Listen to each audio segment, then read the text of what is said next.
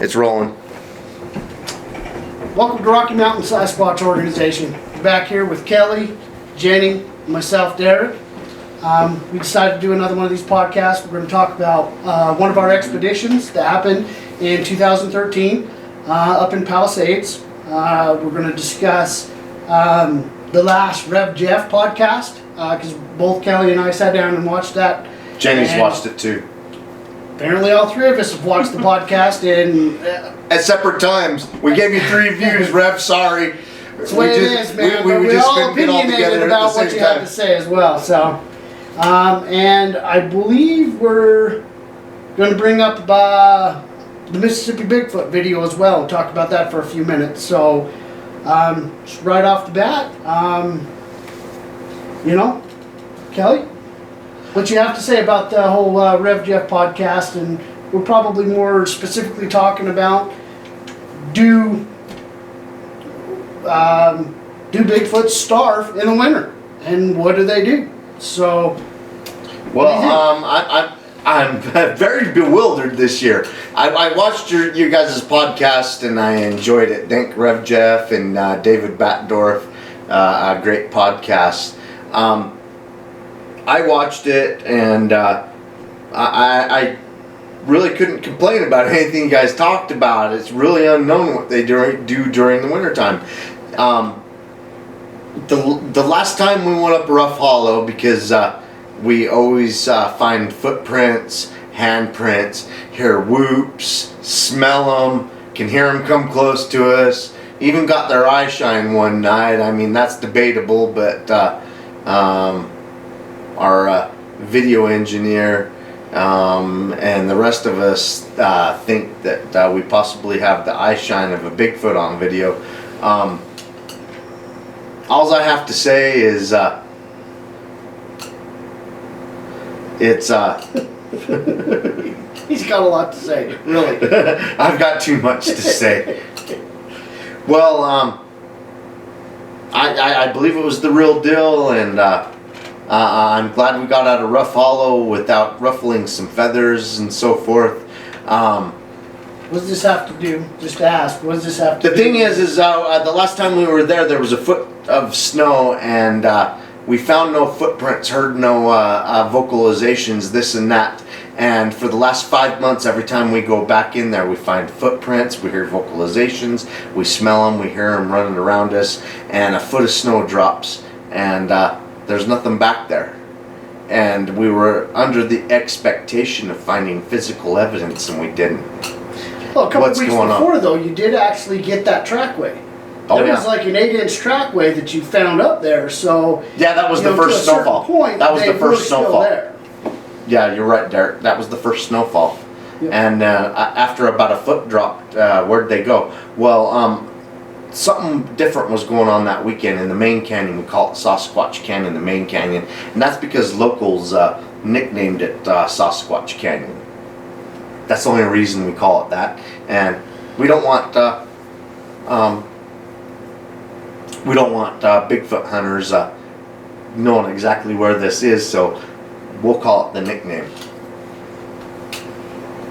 Well, anyway, we don't find any tracks and everything, and we expect, because 2 weeks earlier we did, and all year round we do.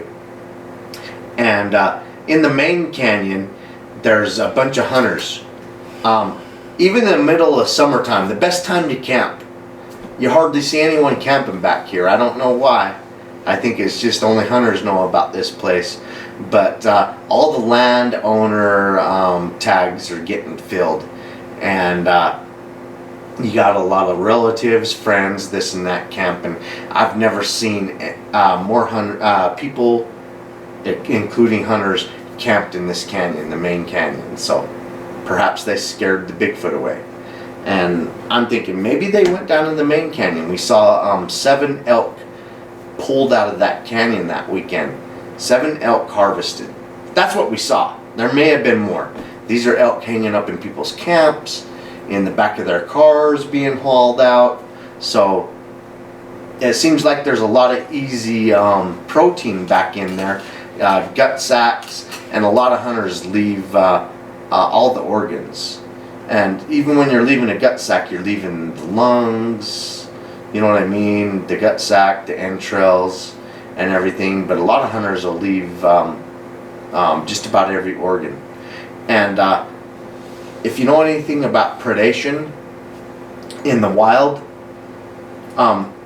anytime a bear or a mountain lion, Africa, hyenas, whatever, they eat the innards first. That's their specialty.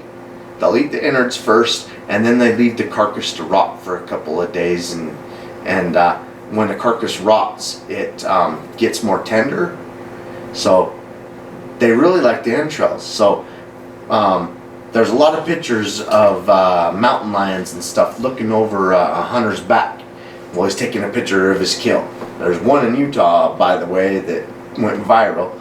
And you know, he's showing his elk, this and that, and 6 feet over his shoulder is a mountain lion checking it out. You know what? That mountain lion didn't attack him, doesn't give a crap about the elk that he's hauling away. It heard his gunshot and it's going down there because it knows there's some entrails. He gutted it out. He smelled it. He smelled it, he knows. You know what? Animals the last couple hundred years in North America know. They hear a gunshot. There's a very good chance there's a dead animal, and where that dead animal lays, the gut sac lays. Because that's the first thing a hunter does is he bleeds it out and he pulls that gut sac out, and it lightens the load. And if it's a very big animal, he quarters it and he hauls it out of there. So so maybe they're down in the main canyon. They weren't up in Rough Hollow. Maybe they're down in Sasquatch Canyon where all these gut sacs are. So you know what? Right now, being November and December, if they're getting all that free protein, that's going to help them through the winter. Yeah, but that's still, you know, that's not long term. You know what I mean? I mean, sure, they can take something down themselves, and I'm sure they do. We have wood structures that appear to be blinds that they blindside animals with. So I agree with you about the blinds. You know, yes, I've seen the blind constructs. You know, I believe they're going to ambush their prey. You know, to a certain extent. But kind of long term, that's still. I mean, there's only so much protein that I think these animals go through at any given time. I think they got to rely a little bit on more natural resources within the area. My thinking, and we talked about this the other day, you know, there's all sorts of little critters that basically harvest and store stuff for the winter, like squirrels, chipmunks, stuff like that, that literally... We watch them store the stuff all summer and fall. The entire time. They don't even have to be collecting these nuts. They just need to know where they're being stored. So my opinion is that, you know, Sasquatch is lord of its area, lord of the actual forest. It knows its surroundings probably as good, if not better, than any of the other animals out there. So they're observant enough that they actually see, you know, what these squirrels are doing, because they live off of these acorns when they actually ripen up in fall. You know, and there's plenty of areas that we see that there's activity that they're all over. So they not only don't have to collect this, they just got to wait to the given time to where they go take out a squirrel for lunch, and they now have their entire den of what they've harvested for the winter that they can feed off, and it leaves no trail back to them as an actual predator. So it's free food that I think they see all over the place all the time. Well, I agree. When you see a squirrel stash, it's usually under the tree that they're tossing all the acorns down from, or the pine cones. And it's usually a very large tree because it has a very large amount. And if you'll notice, the trees around, they throw them in the same direction. So it's usually the biggest trees. And it also has the thickest density of loose soil and loose pine needles, and it makes it very easy to dig into, and they make these big stashes. I mean, we watch it all the time. And so you're talking hundreds of pine cones, hundreds of acorns. And I'm talking not the acorns, and I'm talking the cavities, which they're probably putting 10, 20, 30, 50 in each one of these cavities that they dig. And there's hundreds of these holes that they make around these.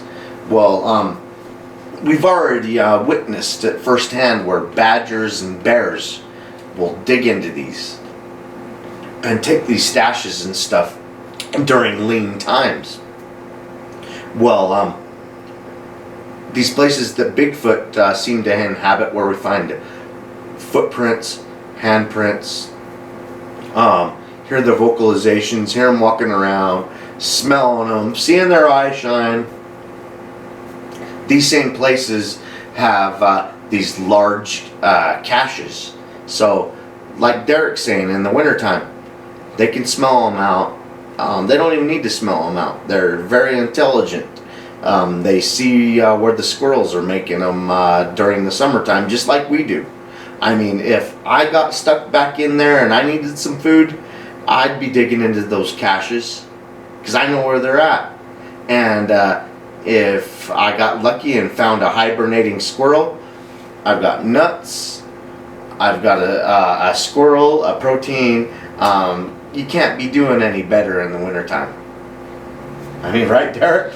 I agree. I you know, think about, why do we hunt? Why do we hunt deer? Because we need the protein. We need the meat. It puts meat in our fridges for how long? Oh yeah, if you get a good sized elk, that's enough to feed 2 people all winter long. All winter long, and you're in the middle of the winter. So you don't have to worry about spoiled meat or anything to the effect. Oh no, they go bury it underneath the snow pile somewheres, and when they want to thaw it out, they pick up a chunk of that thing and they'll drag it down into a cave and let it sit in a cave for a couple days. You know, that cave is going to be above freezing most of the time, you know, to where you got a good source of protein and meat year round, if they're actually taking the kill and not just, like, say, the entrails or what, like you were saying.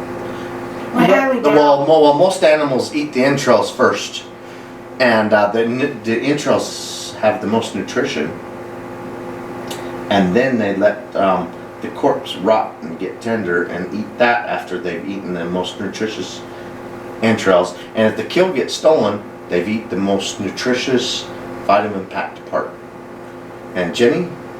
What? Did you want to add anything to that? Please do. Well, I don't think Bigfoots are by any means stupid. I don't think they are instinctual animals like a squirrel, and I don't think that I think they actually have enough brains that I don't think they have to steal food the whole time. They probably are smart enough to make their own stash if they wish. I think that they can find places to put their own things. Sure, if they're high and dry and they want an easy meal, they can steal from another animal, but I think they're perfectly capable of making their own stashes. Well, I have to agree with you. Between you and I, a lot of our expeditions, we can tell that they are planners. They plan ahead. Some of the structures that they make in the deadfall that we have witnessed that has been moved from one location to another location to make their structures, that takes planning. And they're out there looking for a certain log, a certain deadfall that meets the criteria of these structures, especially when they're making those intricate teepee structures without a host tree. I mean, the host tree ones, they're pretty easy, but those take planning. The ones without host trees and stuff like the one in Yellowstone Canyon, where Brody had to leave some of his equipment because he got intimidated out of there. I mean, that took a lot of planning. And then in Bear Wallow, we're up in Bear Wallow, that's one of the biggest structures without a host tree. And when I talk about a host tree is a living tree. A lot of these teepee structures that we suspect Bigfoot makes, because it's in hotspot sighting locations, and we're finding footprints around these locations and hearing vocalizations. they'll shove the deadfall up into like a very large pine and make a teepee. Well, when you have all this deadfall without a host, and it's standing up in the middle of somewhere in a teepee formation, and all the logs weigh about 1,200 pounds, that took some planning.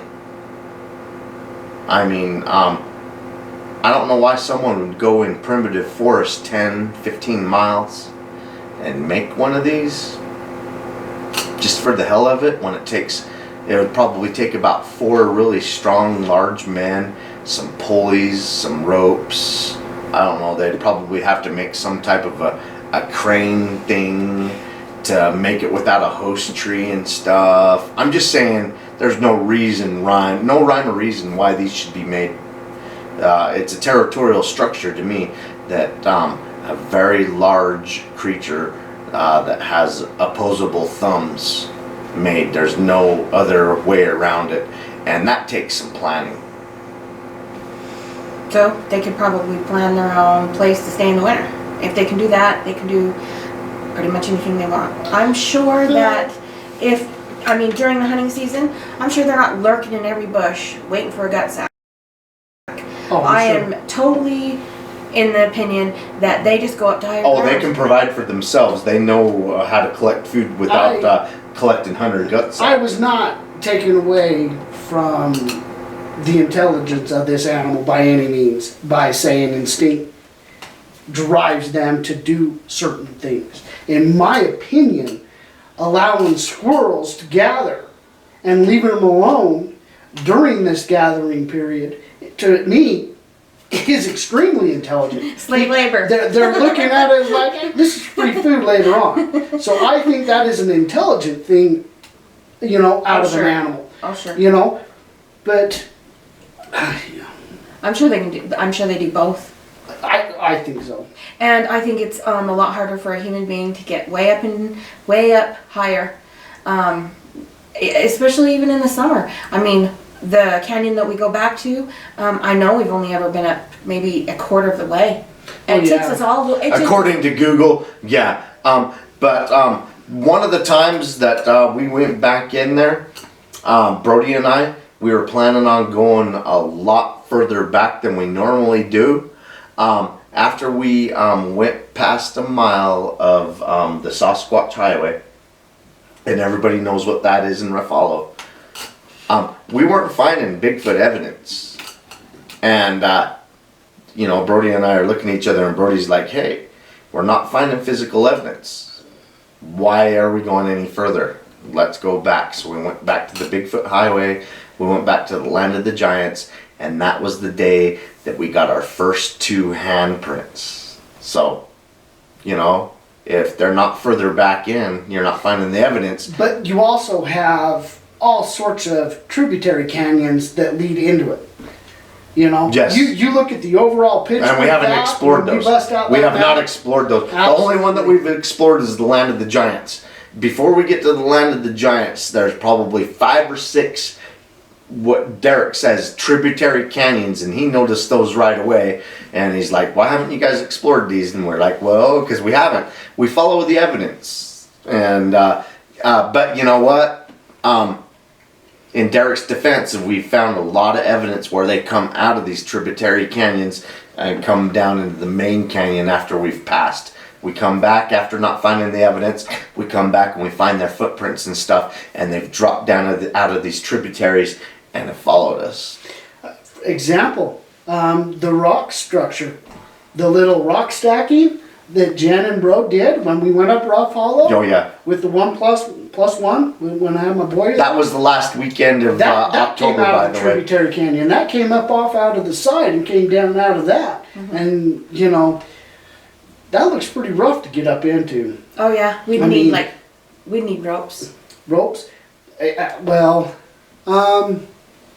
Just after you hang a right, just where you have the Bear Cafe, and it kind of veers off to the right and keeps Right. going up Sure. the canyon. Mm-hmm. Just off to the left of that, it actually seems like a pretty wide opening where it leads up into one of those canyons. But it looks pretty damn Yeah. pretty damn tough to actually get up. Not We do impossible by any We do means, find but, footprints in that area, by the way. I mean, my fat ass is gonna have a hard time getting up that. I'll tell you that right now. Well, we're all I ate short. too The much only pie. person who has long enough Yeah. legs to get up half this stuff is Brody. He's hauling us Bring up the damn most of ladder the to get time. up there. That's I know. But I think there's a ton of activity that go up these canyons. You know, when you really get up to the top of these canyons, when you know the picture of where you usually do a lot of your prologues that overlooks the whole Cedar Mountain. Cedar Mountain, all that thing. I mean, I want to get up on top of that. Oh yeah. I'm telling you right now, because that is such a secluded. Nobody goes there. I bet you nobody actually There's a lot of goes up on ancient top of that. Native American campgrounds up there, and I bet you that's why this family really. it's a great lookout. I think It's that a is- great lookout spot, and it's hard to get to, in and out of that canyon. And I'm telling you right now, the years that we've been up there, we find a lot of ancient Native American campgrounds. And the reason we know that they are is because you can tell the way the rocks are set up and this and that this was a fire pit, an ancient fire pit, and the surroundings. And then you find ancient Indian artifacts. You find their tomahawk heads. You find their Arrowheads. you find their arrowheads and their little boleo or whatever those things are called that they whip the rocks and stuff. They even carve those rocks and stuff like that. So we find them, and when we find their campgrounds, they're in places that are shielded from the wind and a great lookout spot from that canyon or from that mountain down into the canyon below. And so when we find Bigfoot signs there, it's a great spot for Bigfoot to see people coming in and out. I can't believe it. Sounds good to me. We have a lot of the tools of the trade behind us. At least our trade. 'Cause Not we do all what of we them. do. But I'm going to grab the camera and I'm going to walk around here. We're going to tell you guys about our Palisades expedition. And just before we show you it, I want to show you the tools of the trade. And we didn't have a lot of these tools with us on our Palisades expedition. And that's because it was a family trip and we were not out Bigfooting. There's no Bigfoot sightings around Palisades. The Snake River flows in and out of Palisades, and there's a lot of Bigfoot sightings historically around there. It's called the Snake River Monster, but we do not have one sighting report around Palisades, but we camp there anyway, and Jenny and I have been camping there for many years without any incidences. We take our family up there for 8 days, and on the 6th day we're there, we have an encounter. But I want to show you our tools of the trade. There's a footprint. That footprint's from Yellowstone Canyon. There's some hair from Yellowstone Canyon. It's still unidentified. Dr. Meldrum, Dr. Sykes, we sent them samples 3 months ago that they requested, and it's still unknown origin. We may start reaching out to other experts to figure out what it is because it's still unknown. Here's our game cams. That's part of our tools of the trade. Here's our plaster kit. And 1 part water, 2 parts the ingredients, blah, blah, blah, blah. A lot of people complain about plaster weighing too much and using foam. Don't use foam, it ruins the footprints. Make a plaster kit. Be careful with it though. This art plaster, to make 1 kit that makes a good size footprint, all you need is 2 parts, which I put in water jugs, and every member of the team usually brings in a kit. So just about every member of the team in their backpack has 2 of the plaster, 1 of the water, and guess what? You get to drink this water because after you drink it, you just fill it up with river water. You don't need like pristine water for a cast kit. And this is a type of we haven't found a good supplier of the dental plaster that everybody suggests.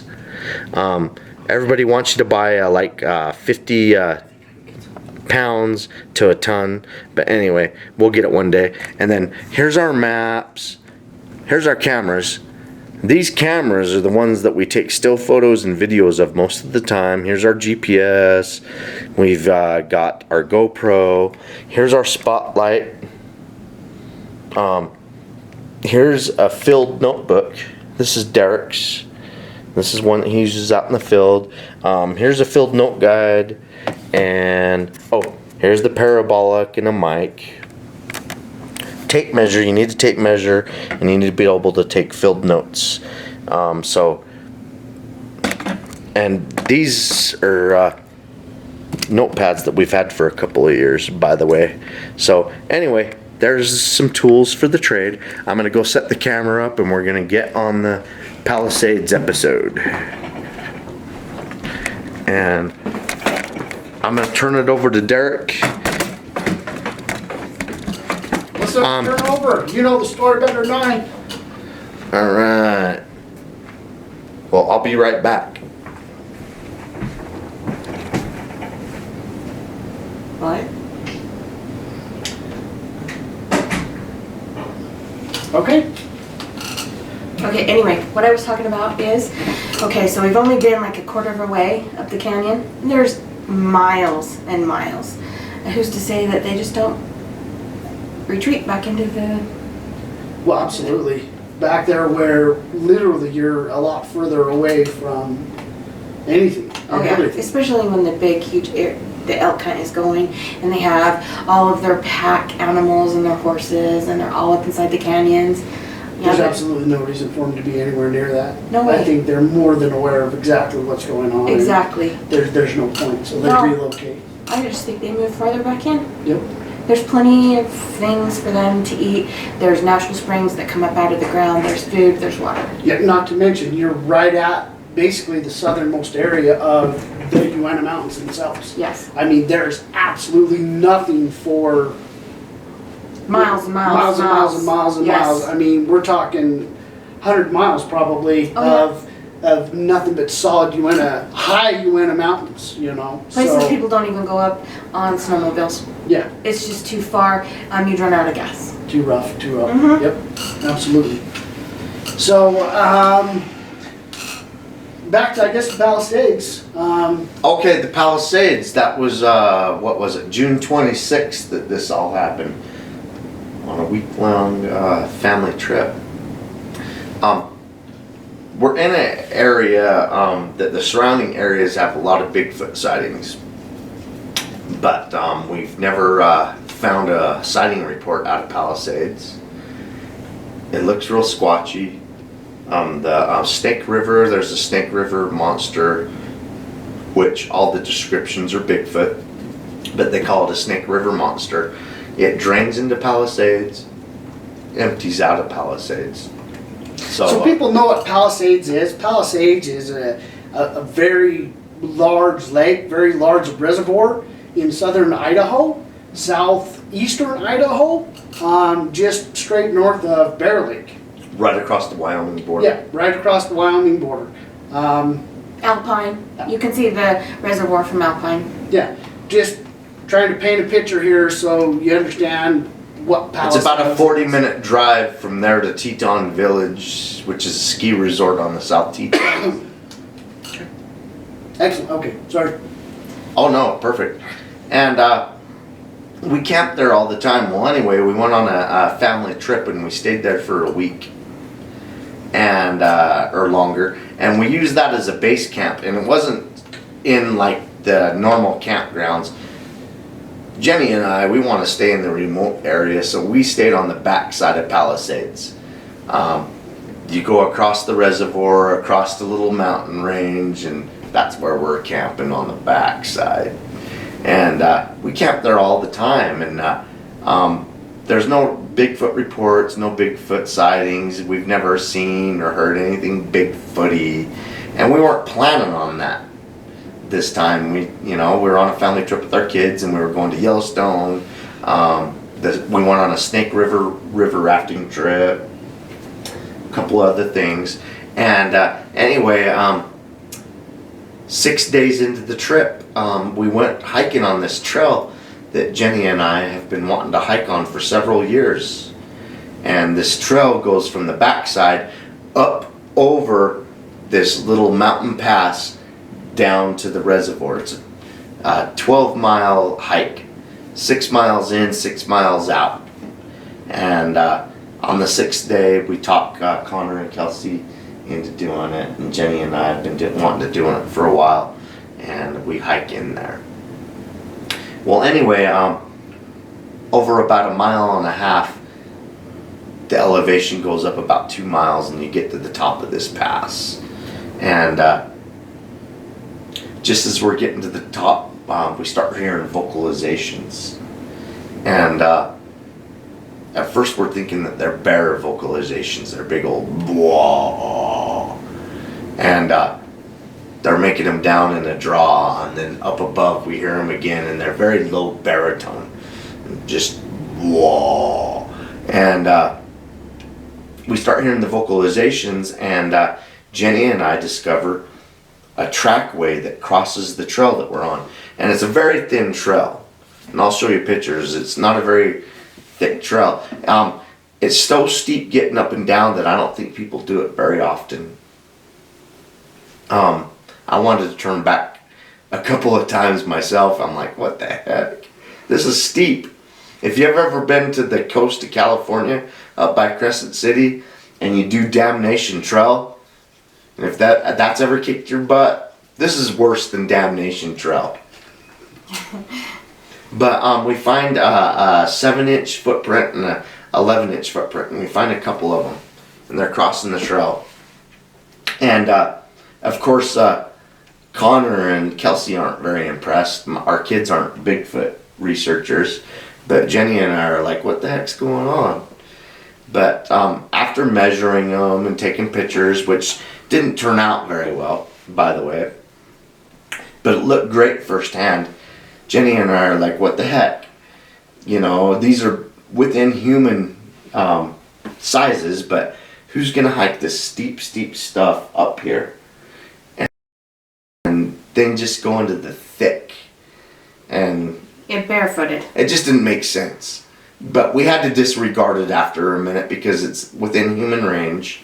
And we weren't up there Bigfooting, we're with the kids. And we didn't even have a video camera.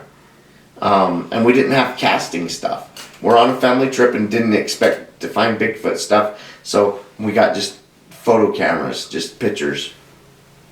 Well, about 50 feet from here, we find a 17-inch footprint. And then it was on. We found a 17-inch footprint, we knew it was on. And I'm sure it's not going to turn up very well, but I'm going to have Derek bring up the 17-inch footprints and stuff. We'll just go through some photos for you. This is one of the smaller ones here. All right, let's. This is a 14-inch footprint right here, and it really it just hasn't.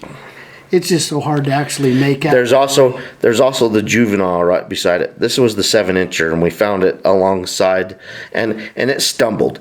You can see its toes here, then its toes here, but the heel was definitive in both places, and it was 7 inches. And this is the mama.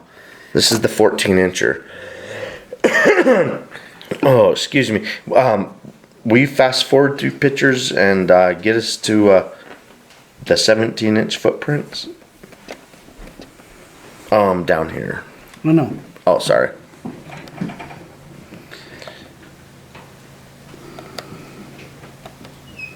Should have went back. Yeah. That's a 14-incher right there.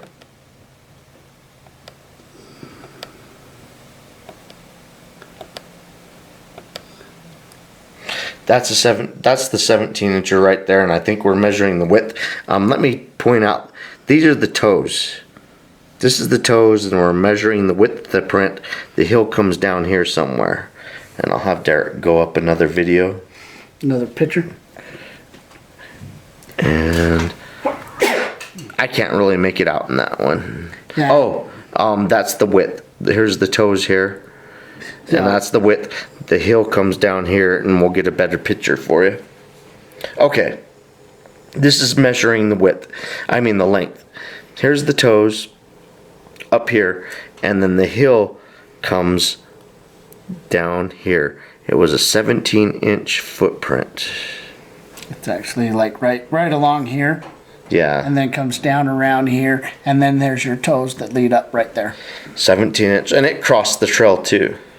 Yeah, that one's probably. And by the way, we're hearing vocalizations on either side of the trail. The 17-incher seemed to be the loner on the upside, and then the downside in the draw. The juvenile and what we think may be the mother, the 14-incher, they were down there. And this is long ways. The toes are up here, and the heel is down here. And then will you just go through the rest of the pictures real quick? And this is us on top. This is where we got harassed the most from the thickets.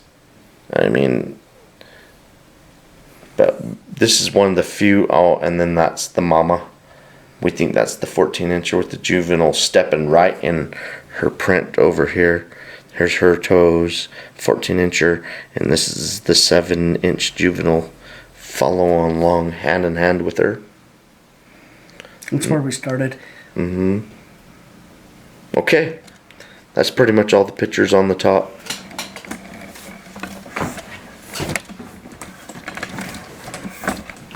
And I will set the camera back up.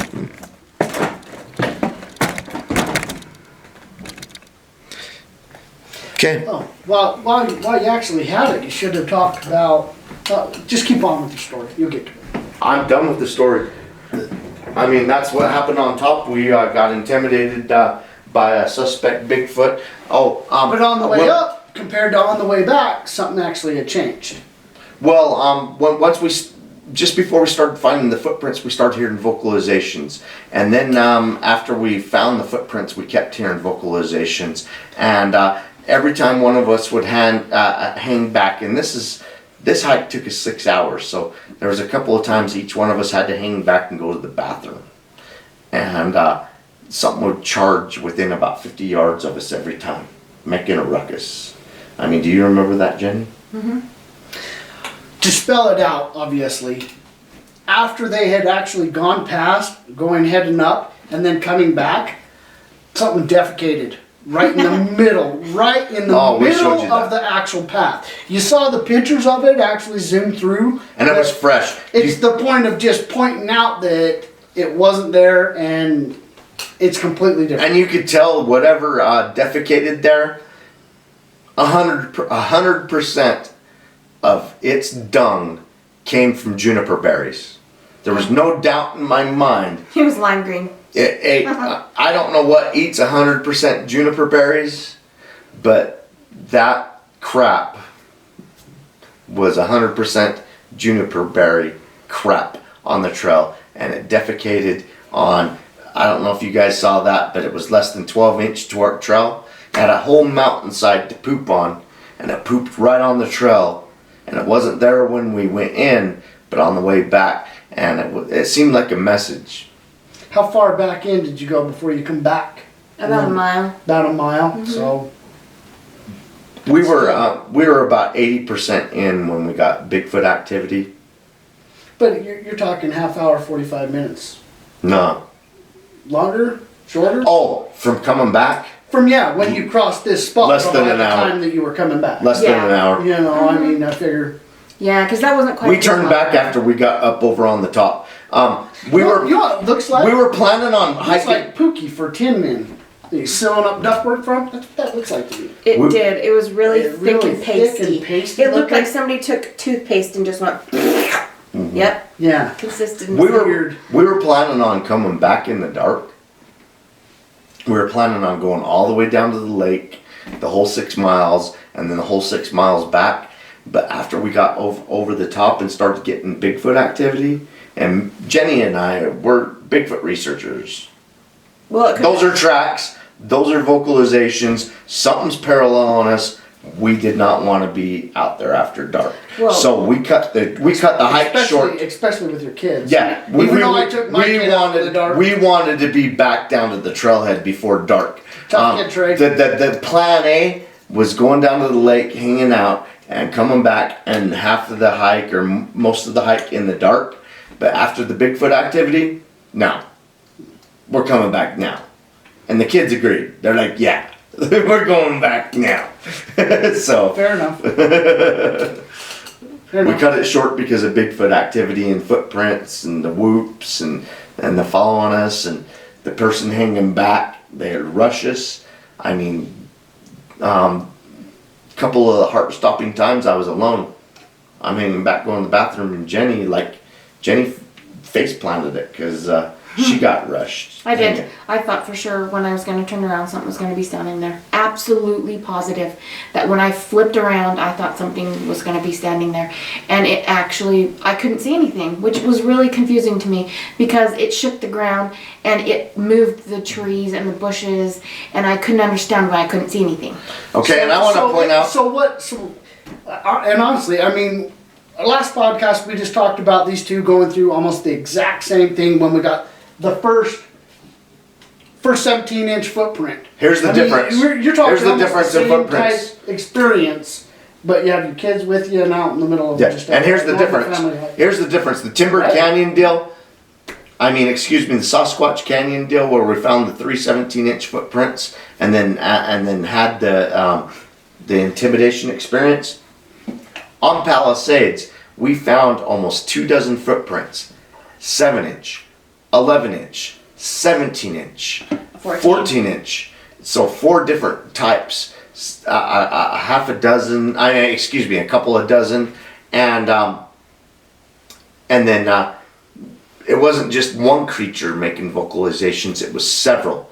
There were several down in the draw, and then up above us there was one, and they seemed to be communicating back and forth. I think we slipped up in between them without them knowing it, and they started to panic and communicate back and forth to each other at first. That's my gut instinct. Yeah, the first noise that I heard, we were all just talking, and I almost felt it more than I heard it, and I was like, shh, shh, shh, there's a bear. You can hear a bear. I'm like, I just heard a bear. And then after that, that's when we just started hearing it above us and below us, and that's when we found the footprints. Mm-hmm. And it just...